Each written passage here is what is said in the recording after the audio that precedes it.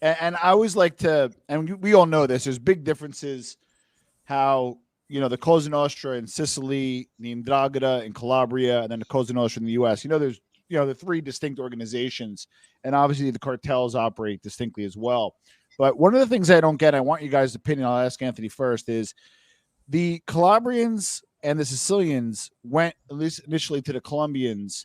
They set up brokerage. At Alberto Panuzzi, there was Contreras Caruanas, and they set up these organizations that bought directly from the Colombians, and then they became big coke dealers in Italy, especially the Calabrians, right? So why did the Calabrians go from being like farmers to now being $50 billion a year? Why the American Cosa Nostra almost like gave it away to the Mexicans? I know you said no dope, but I just can't wrap my head because it's not a moral issue, because the Calabrians essentially have a similar caricature type as a Cosa Nostra in the U.S., and the Sicilian Cosa Nostra has even more of a close knit to Cosa Nostra in the U.S., and they're big cocaine dealers in Italy. So why do you think the Italian mafia was one step ahead of the American mafia and became billionaires like the Colombians, like the Mexicans, while the American mafia kind of got shut out? I can only speculate, but I'm going to be 95% on this one. The Italian mob in Italy had more control on the government than the American mob had over here. You want to fuck with them, they're going to blow you up. They're going to blow up a building just like the Colombians did. Correct. They were scary. They were fucking. They were just as scary as the Colombian, as Pablo blowing up. Judges, but not even like a judge, like two popular magistrates, like next to each other. Okay, so now as time goes on and shit changes, now over there they've arrested a lot of people, and they bring them to trial underground. Yeah. Where and they're bringing in witnesses to testify, which they never did before. Yeah. So they really put a damper on their ass. Yeah. So when you look at it today, it's not like it was when they first went in. They had their hooks in the government. Well, that's why I always say, because if you look at the business model, right? So I think, in my opinion, the Cosa Nostra in Sicily, although it's still very strong, is a shadow of the Calabrians. They're all related. They operate like the Cali cartel. They're business people. They only work in one product. They don't diversify. They're like an inch wide, mile deep. They control like 5 continents, right? And they're business partners with the Colombians and the Mexicans.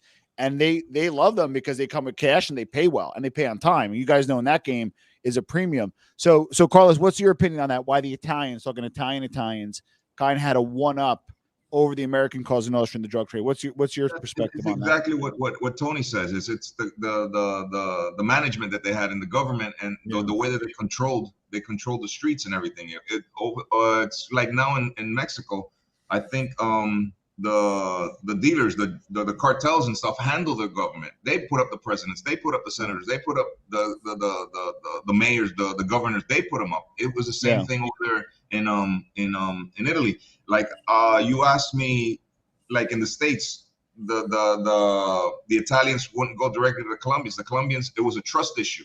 But if you would get an Italian in Italy, in Sicily, they would trust them. Yeah, because of the control they had. They they wanted to go on a shore run. They weren't going to be taking any shady moves. I think that's all it is. So it's a trust issue.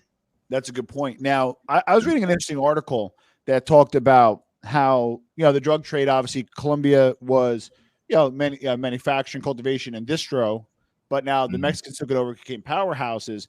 But I heard the Colombians are happier than pig and shit. They don't make as much money, but they just make it. Here you go, and call it a day. They're in the back scenes now. They handle everything. They handle everything. They're making even more money than before because now it's more volume than anything. And okay, the Mexicans want all the attention. You can have it. Yeah. Colombians are more, but everything comes out of here. Interesting. You know what I mean? So going back to Florida, there was the Cavalcante crew that way, and I think you told the story about it. The Cavalcante guy who screwed you, Anthony, right? Well, it wasn't intentional. He introduced an FBI and a guy named, speaking of fucking Italy, Mario Adamo.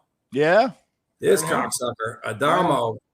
He He was a soldier. He's a soldier with the Cavs, right?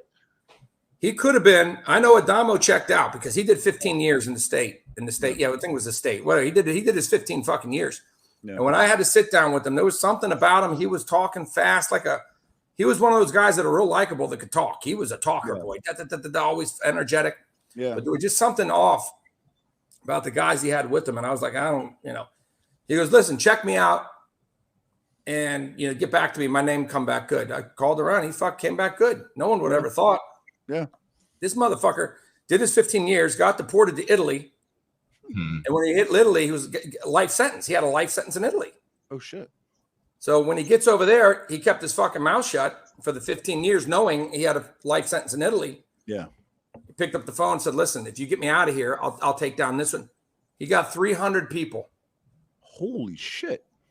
300. Money